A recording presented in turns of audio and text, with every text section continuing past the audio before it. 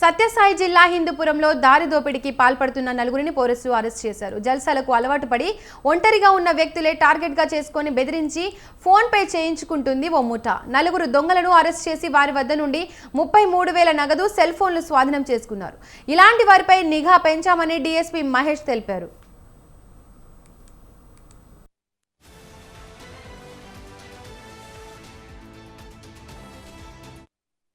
Secluded ఏరియాలో ఒంటరిగా వెళ్తుంటే వాళ్ళని ఒంటరిగా ఉన్న వాళ్ళని అటాక్ చేసి వాళ్ళ బైకుల్లో తీసుకెళ్లి దూర ప్రాంతాల్లో వెళ్ళి వాళ్ళని బెదిరించి డబ్బులు ఇవ్వకపోతే చంపేస్తానని బెదిరించి డబ్బులు తీసుకోవడం ఒక ఇదిగా పెట్టుకున్నారని మాకు ఇంట్రాగేషన్ లో తేలింది. ఇక్కడ మనం వివరాల్లోకి వెళ్తే ఈ పర్టికులర్ కేసులో ఒక వ్యక్తి పేరు కంకుల కుల్లాయప్ప, వయసు 29 సంవత్సరాలు.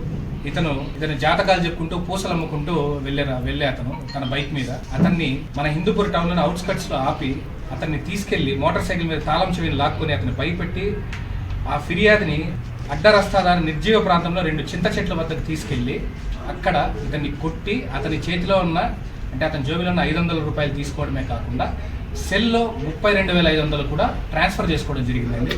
అది కూడా మనము ఎవిడెన్సెస్ నీట్గా సేకరించడం జరిగింది.